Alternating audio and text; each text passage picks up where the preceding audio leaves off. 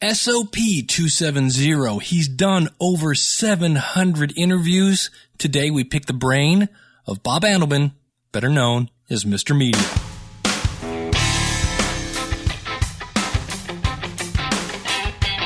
It's the School of Podcasting's morning announcements. Here's Dave Jackson.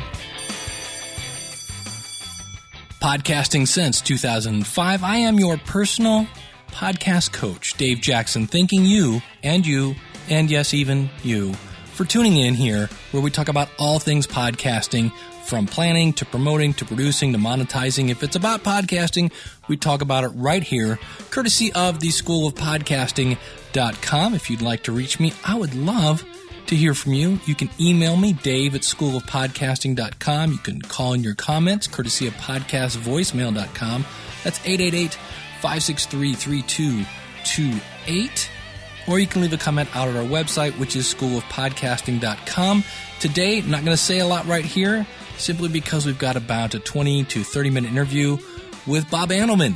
So with that, I want to thank you for tuning in, and here's Bob. All right, well, joining me via Skype, it's almost like, by request, when you have those DJs, by request, long distance dedication. One of the listeners said, hey, you know how you mentioned that Mr. Media guy did 700 interviews, maybe you should get him on the show. So I went to Bob and said, hey, Bob, you have done over 700 interviews. We would like to suck the info out of your head. So Bob Andelman, MrMedia.com, thanks for coming on the show. Thanks for having me, Dave. Good to see you. Good to talk to you again. And I know you're an author. You've written, it looks like a ton of books, including Why Men Watch Football. Is that yours? That's mine. And then The Profiler and The Profit Zone and all sorts of other ones. I'll link out to Bob's store out at the website. Again, that's schoolofpodcasting.com. But Bob, for those of us that don't know you, why don't you give us a little bit about your background? Well, I've been working as a freelance writer, doing first magazines and newspaper articles for many years, and then the last 15 years focusing on books. I'm basically a professional co-author. You might say a ghostwriter, except that I usually get credit for the books I work on. My name is pretty much always on them. But I work with people who have some expertise, maybe in business or something else, have a great story or great information to share, and they'll usually bring me on to help tell their tale. How did Mr. Media, where did Mr. Media come along? Back in the prehistoric days in the last century, about 1994, actually, I started doing a weekly newspaper column called Mr. Media. And in about 1996, it was picked up by Universal Press Syndicate.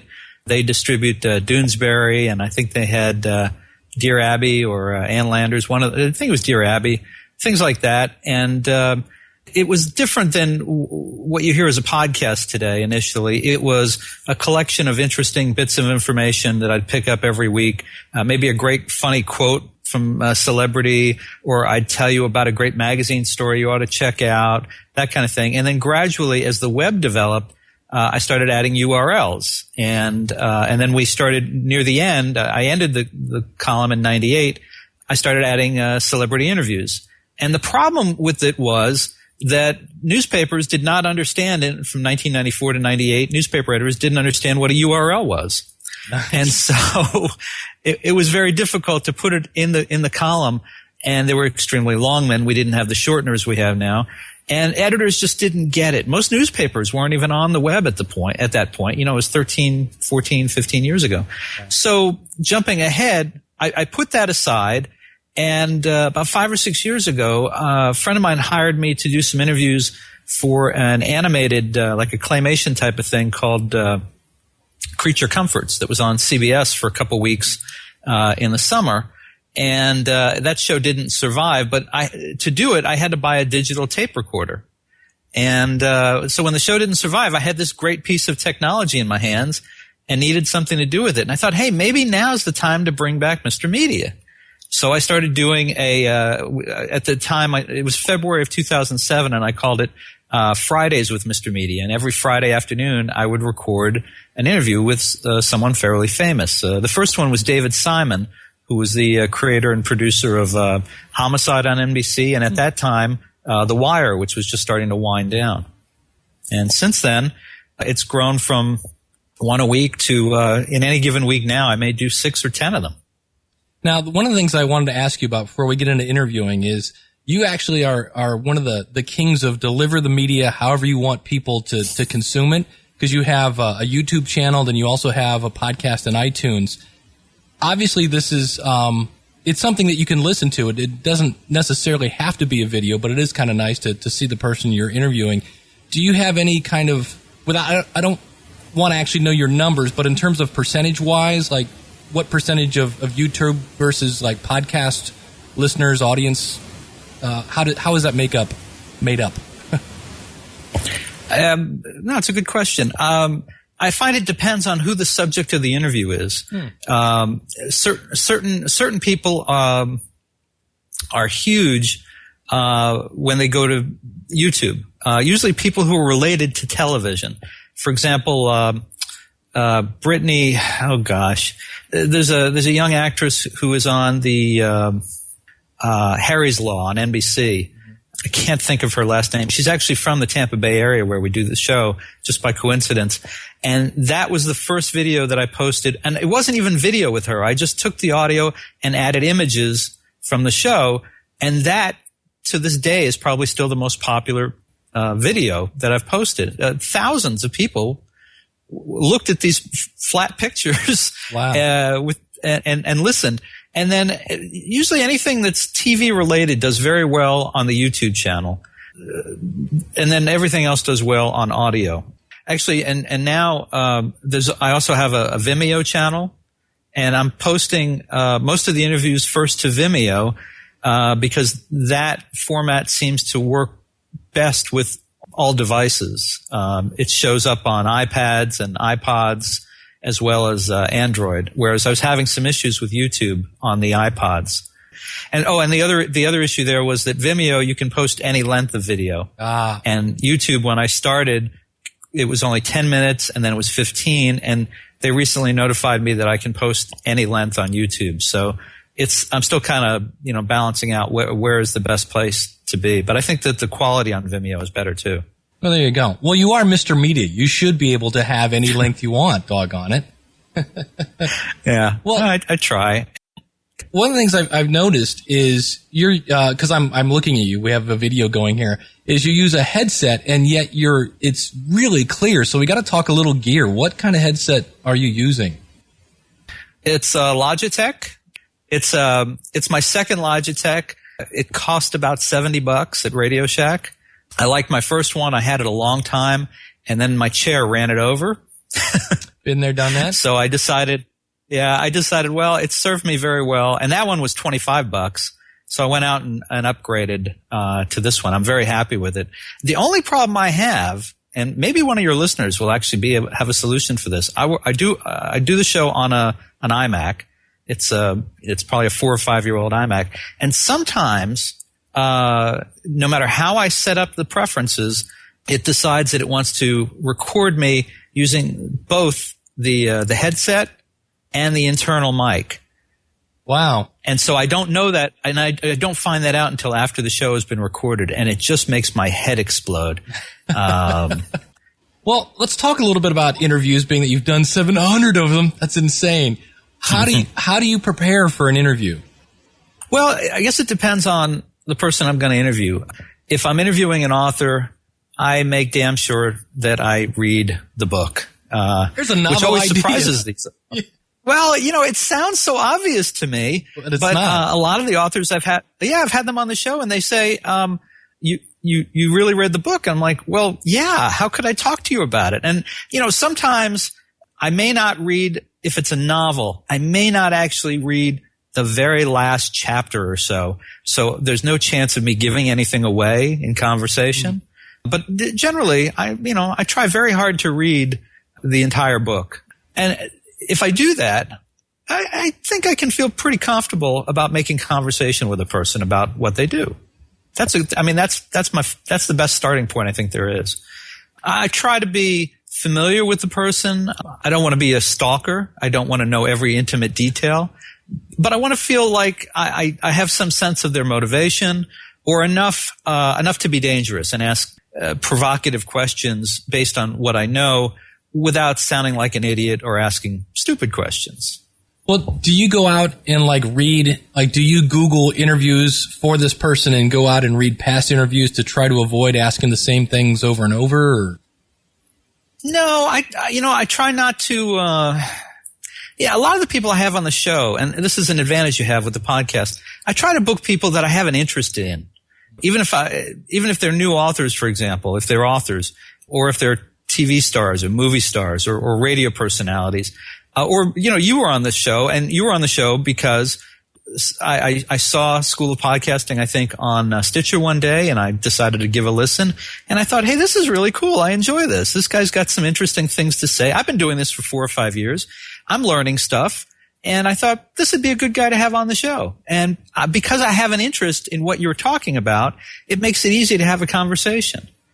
Well, that's the thing I've noticed when I listen to your episodes is it seems like you're just having a chat with people, as opposed to here's a question, kind of thing. It's obviously there are going to be questions because that's why they call it an interview, but it doesn't seem quite so, rapid fire interrogation type.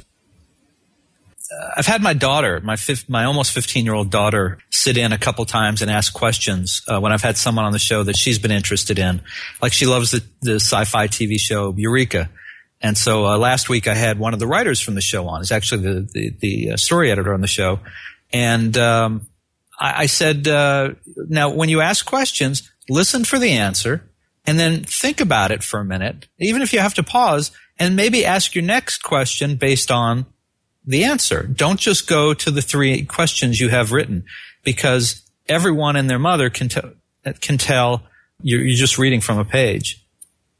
So what do you think are, because to me, when I do an interview, that's the hardest part, is you're listening to the answer, but you're also in the back of your head kind of thinking, okay, what should I ask next? Is that, do you feel that's the hardest part of doing an interview? And what are the other things that kind of somebody that's new to interview should be thinking about? Well, preparation is important. I mean, I don't want to undersell preparation. I do, from the beginning of doing this as an audio podcast 5 years ago, I do write up a script. I do work from a rough script so that if I start seeming like an idiot, if the conversation is rambling, I can bring it back to something. But I'm always open to just going off script at any time, depending on what the person says to me. Well, I know one of the basics tips is, never ask somebody a yes or no question. Do you have any tips for somebody if you interview somebody? Because sometimes just because they're going to get interviewed, you would think they want to talk to you. But have you ever had somebody who's kind of just giving you yep and nope kind of questions, and how do you get them to open up? Yeah, that does happen. And sometimes it happens with the TV star interviews when the networks trot them out for 2 to 3 hours of 8 to 10 minute interviews, and you're at the end and they are just sick and tired of answering the same questions. And that's where I try to be a little more prepared than usual, because I always write an introduction to each show where in that introduction, I try to set a tone of being a little provocative. And by provocative, I don't mean I'm going to ask them about their sexual proclivities or that type of thing. But I know some of the things have been written about the person, or I've heard about them before, and I want to take them in a different direction. So, I try to have a different view, a different angle. I try to make a connection. In the introductions, I always try to make a personal connection.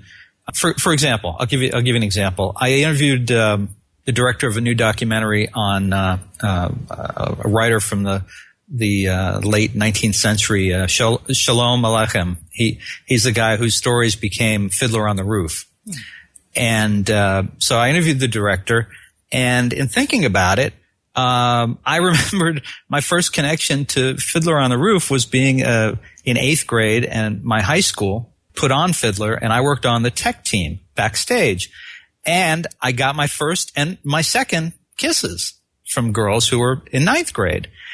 so I set the tone for the interview and by saying in the introduction that I owe Shalom Aleichem my thanks because of him. I got my first kiss and my second kiss. And that was so different than what the director was expecting.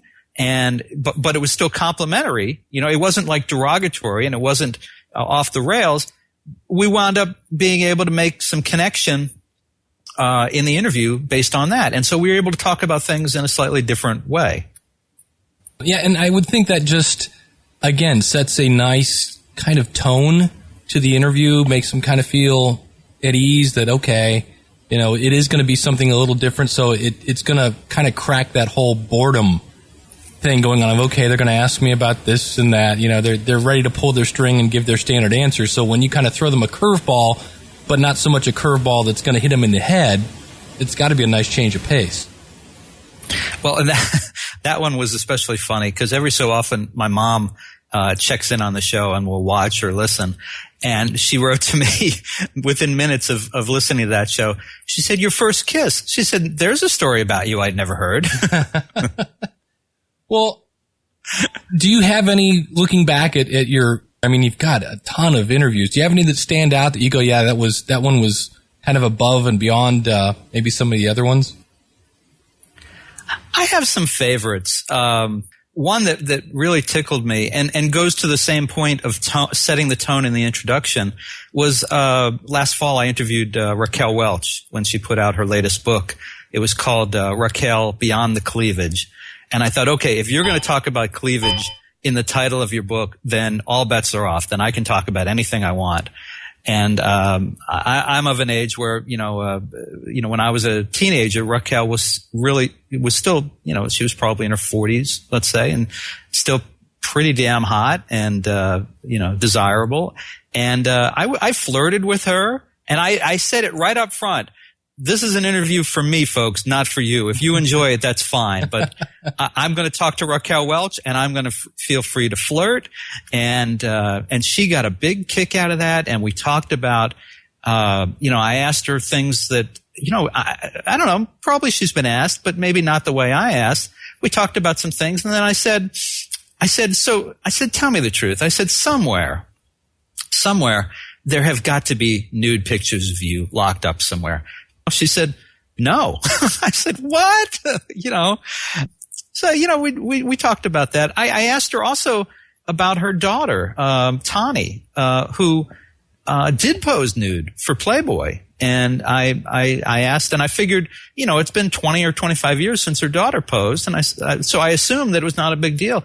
But you could tell that she was getting her hackles up a little bit being asked about that she did not approve. That was something she didn't feel was appropriate for a young lady to do. And she was not happy that after all those years of denying requests to pose herself or to, be topless in a movie or any of that kind of thing, that her daughter did. And, it was quite a moment. And then, so the end of the story, is that, I posted the interview and I added a lot of, and that one was only audio. I was still doing mostly audio then, and it was only audio, but I added a lot of, audio clips from her movies, scattered throughout the show. It wound up being about 45 minutes. It was supposed to be a 20-minute interview, and she just wanted to keep talking. You could tell we were having a good time. And, the best moment for me was the next day when she personally tweeted what a great time she had on Mr. Media the next day. That's cool. Yeah. That's Now, are there any ways that you're monetizing Mr. Media, as being that you have so much content? Great question. Yes, I listen to School of Podcasting every week looking for tips. That's true, actually. I'm not monetizing it yet as well as I would like. And I join the club. When I started, yeah.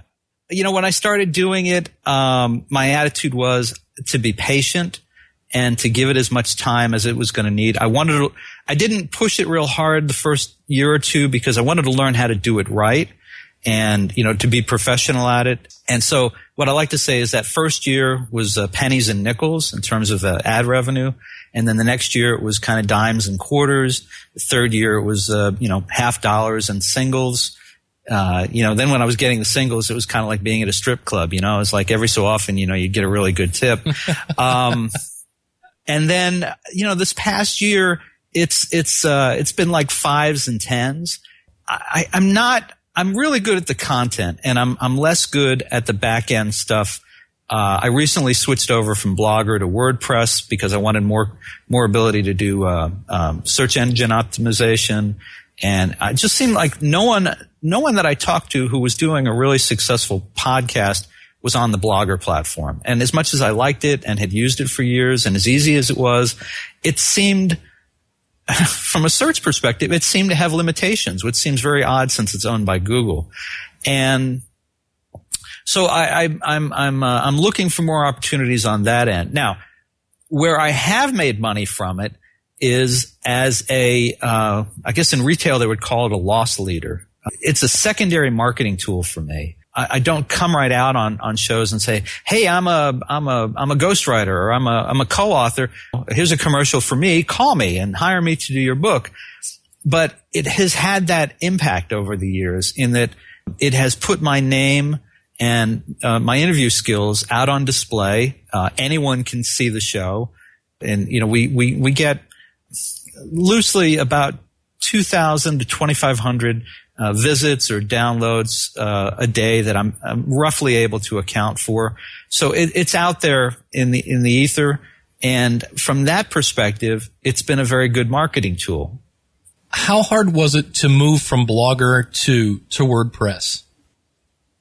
There was a learning curve, and I had used WordPress for a site that was related to Mr. Media, because I do the Mr. Media content goes out to 30 or 40 different sites, some podcast aggregators, some social media places, some RSS feeds. It goes a lot of places. And so I had a little experience with WordPress, but not the commercial version. And it took me about a month to get it all straightened out, to understand which plugins would work with what my content, which didn't. I had all kinds of problems with the feed. I formally switched over from FeedBurner to FeedBlitz, and actually now, so FeedBlitz is feeding into FeedBurner, and there's been some issues there that I've had to kind of work through. But I went into it knowing to be patient and not expecting that in a day or two it was all going to work out. And in the end, I'm very happy with it. It's a living, breathing thing, more so now than it was on Blogger. And, it's evolving. I got my daughter involved. My daughter is now old enough where she understands a lot of the possibilities better than I do, and I'm perfectly happy to hand those off.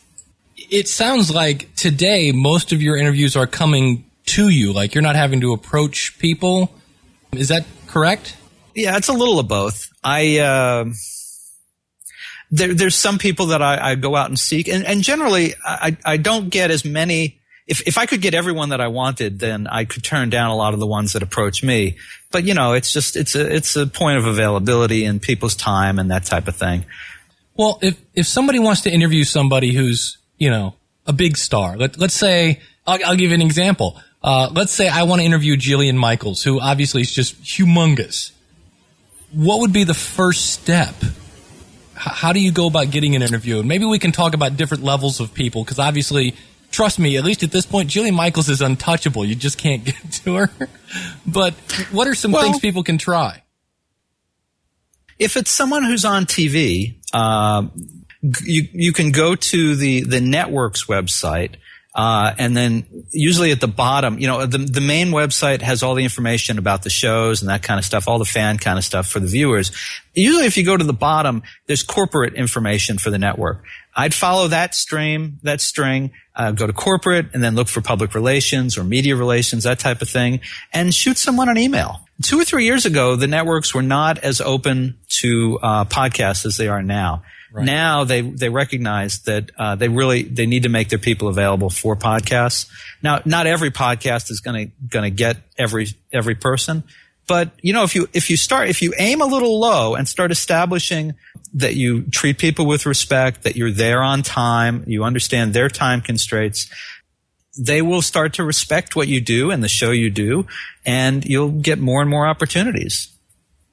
most people, as unapproachable as they may seem outwardly, there's someone out there who represents them. Whether it's an author or a TV star, a movie star, there are ways in. Sometimes it might be through a charity that they work with. Maybe they can put you on the right track. That would be my question. Is it typically the publicist or like their manager that kind of has their ear when it comes to interviews? I would think the publicist. I'm going to say I would think it's the publicist. Yeah. So yeah, always the publicist. The manager is just going to get annoyed and may not turn you over to the publicist. I would always look for the publicist. Or if you get the manager's number, call the manager and say, "Hey, can you give because you're going to start with the secretary. I'm looking for publicist information for Jillian." Gotcha. Something like that. Well, do you have any other tips for people that are looking to get into the interview game? Because it's a great way to build your audience. The idea is hopefully whoever you are interviewing has some sort of audience that will then bring their audience to your show, and then they'll stay for more interviews as you continue to put them out. So any other tips for people that are, brand new to interviewing? Well, like you say, and certainly when people are searching for something, they may find the name of the person you interviewed before they find the name of your show. That may be a hook to bring them in. So there is a real value to having people who have a certain name. I can tell you what I tell my kids. I coach middle school girls soccer, and sometimes the girls are so excited and they talk, and then they don't listen. And I usually tell them, girls, listen, there's a reason why God gave you 2 ears and 1 mouth, and that's so you would listen twice as much as you talk. And so when you interview people, keep that in mind. Let them talk. They are your guests. It's like having a guest in your home. Let them talk. Listen to what they say. I guarantee no matter who it is, they're going to say something that you don't expect and that you can pick on and create a conversational thread out of that. And it may take you in places that you had no expectation of going. And then you can always come back to questions you prepared or other things. But you've got to listen. And if you want to have a reputation for being a good interviewer, you have to be a good listener, above and beyond everything else I can tell you. Well, thank you very much for taking the time out of your day to share some insights into interviewing and your background. And we'll have links out. Again, just go to MrMedia.com. I'll have links out at the website so you can go out and check out Bob's books. And Bob, thanks for coming on the show. Thank you, Dave. Keep doing what you do. I listen every week. Everybody should. Thanks. All right, and Bob will be appearing towards the end of the month on another podcast of mine called The Power of Podcasting. If you've been wondering, why should I start a podcast? Go out to powerofpodcasting.com. A lot of podcast success stories over there. So that's going to do it. Want to thank you so much. Again, if you're looking to start a podcast, come visit us at the schoolofpodcasting.com. If you need just a little bump to get over your technical hump, that even rhymes. Come visit me at podcastmechanic.com. I also do things like podcast reviews and things like that. And until next week, class is dismissed.